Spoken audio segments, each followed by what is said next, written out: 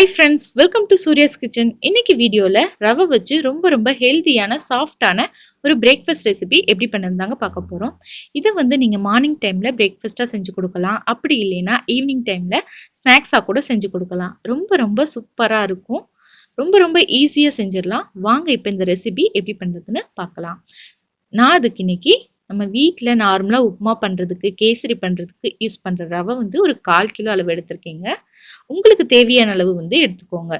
இதை வெறும் வாணலியில் சேர்த்துட்டு மிதமான தீயில ஒரு 5 நிமிஷத்துக்கு நம்ம வறுத்து எடுத்துக்கலாம். நீங்க வறுக்காத ரவை எடுத்தீங்கனாலும் சரி, வறுத்த ரவை எடுத்தீங்கனாலும் சரி, ஒரு தடவை வறுத்துட்டு அதுக்கப்புறமா யூஸ் பண்ணுங்க. இப்போ பார்த்தீங்கன்னா நல்லா ஒரு 5 நிமிஷம் நம்ம வறுத்தாச்சு. இதை நான் வேற ஒரு பாத்திரத்துக்கு மாத்திக்கிறேன்.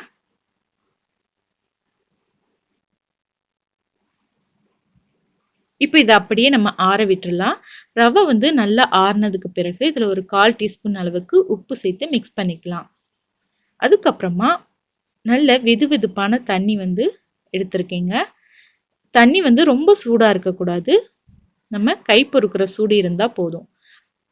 கொஞ்சமா நம்ம தண்ணி சேர்த்து மிக்ஸ் பண்ணிக்கலாம். நம்ம புட்டு பிணையறதுக்குலாம் எப்படி மிக்ஸ் பண்ணுவோமோ அதே மாதிரி தாங்க. கொஞ்சமா தண்ணி சேர்த்து ஸ்பூன் வச்சு நீங்க மிக்ஸ் பண்ணிக்கலாம். கையில தான் மிக்ஸ் பண்ணுங்கிறது கிடையாது. ஸ்பூன் வச்சு மிக்ஸ் பண்ணீங்கனாலே நல்லா உங்களுக்கு மிக்ஸ் ஆயிரும். இப்போ இதை நல்லா மிக்ஸ் பண்ணியாச்சுங்க. இது ஒரு 5 நிமிஷத்துக்கு நம்ம அப்படியே விட்டுறலாம். ரவை நல்லா அப்ப நம்மளுக்கு ஊறிடும்.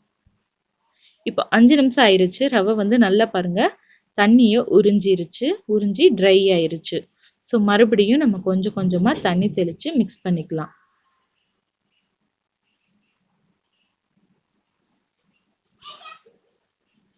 மறுபடியும் கடைசியா கொஞ்சமா நீங்க கைகளால தண்ணி தெளிச்சு மிக்ஸ் பண்ணிக்கோங்க. மிக்ஸ் பண்ணிட்டு இதோட கன்சிஸ்டன்சி பாத்தீங்கன்னா ரவை நல்லா ஈரப்பதமா இருக்கணும். அதே சமயத்துல நம்ம இந்த மாதிரி கையில பிடிக்கும் போது நல்லா இந்த மாதிரி மாவு போல பிடிக்க வரணும். நெக்ஸ்ட் நான் அடுப்பை ஆன் பண்ணி அதுல இட்லி பாத்திரத்துல தேவையான அளவுக்கு தண்ணி வச்சிருக்கேங்க. அதுல இட்லி தட்டு வச்சுக்கிறேன். வச்சுட்டு அது மேல ஒரு ஒயிட் கிளாத் விரிச்சுக்கிறேன். இந்த துணி ஈரப்பதமா இருக்கக்கூடாதுங்க, ட்ரையா இருக்கணும். அப்போதான் நம்மளுடைய ரவை வெந்து வரும்போது துணியில ஒட்டாம இருக்கும். இப்போ மிக்ஸ் பண்ணி வச்சிருந்த ரவையை இட்லி பாத்திரத்துல சேர்த்துக்கிறேன். சேர்த்துட்டு ஒரு ஸ்பூன் வச்சு ஈவனா ஸ்ப்ரெட் பண்ணி விட்டுக்கலாம். அப்போதான் நம்மளுக்கு ரவை சீக்கிரமா வெந்து வரும். இப்போ எக்ஸ்ட்ராவா இருக்க கிளாத்தை நான் மூடி விட்டுறேன்.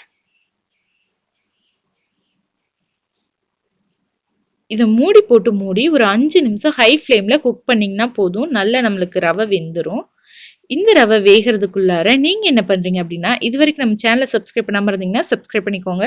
பக்கத்துல இருக்க பெல் சிம்பிளை கிளிக் பண்ணி அதுல வர்ற ஆல் ஆப்ஷனை கிளிக் பண்ணி வச்சுக்கோங்க. அப்போதான் நான் அடுத்தடுத்து போடுற நியூ வீடியோஸ் எல்லாமே நீங்க மிஸ் பண்ணாம பார்க்க முடியும். இப்போ 5 நிமிஷம் ஆயிருச்சுங்க. நம்மளுடைய ரவை சூப்பரா வெந்துருச்சான்னு பார்க்கலாம். இந்த ரவை வெந்து வரும்போதே உங்களுக்கு வீடே நல்ல ஒரு வாசனை அடிக்கும்.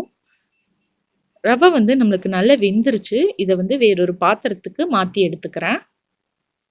பாருங்க எவ்வளவு உதிரியா சூப்பரா பூ போல வெந்து வந்திருக்குங்க. இதோடைய சூடு ஆறுறதுக்குள்ளாரையே இது கூட தேவையான அளவுக்கு தேங்காய் துருவல் சேர்த்துக்கலாம். தேங்காய் துருவல் உங்க விருப்பம் தாங்க. உங்களுக்கு எவ்வளவு பிடிக்குமோ அவ்வளவு சேர்த்துக்கோங்க. ரொம்ப சூப்பரா இருக்கும்.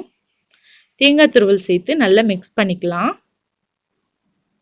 இது கூடயே இனிப்புக்கு தேவையான அளவுக்கு நான் நாட்டு சர்க்கரை சேர்த்துக்கிறேன்.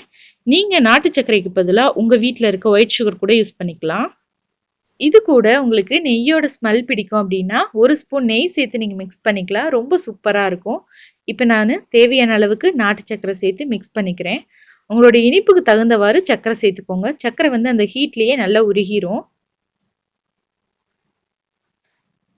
அவ்வளோதாங்க, நம்மளுடைய சூப்பரான சாஃப்டான ஹெல்தியான ரவா புட்டு ரெடி ஆயிருச்சு. ரொம்ப சூப்பரா இருக்கும். இந்த ரெசிபியை நீங்களும் உங்க வீட்டில் ட்ரை பண்ணி பாருங்க. ட்ரை பண்ணிட்டு எப்படி இருந்ததுங்கிற மறக்காம எனக்கு கமெண்ட் பாக்ஸ்ல கமெண்ட் பண்ணுங்க. இந்த வீடியோ உங்களுக்கு பிடிச்சிருந்தது அப்படின்னா லைக் பண்ணி உங்க ஃப்ரெண்ட்ஸ் அண்ட் ஃபேமிலி கூட ஷேர் பண்ணிக்கோங்க.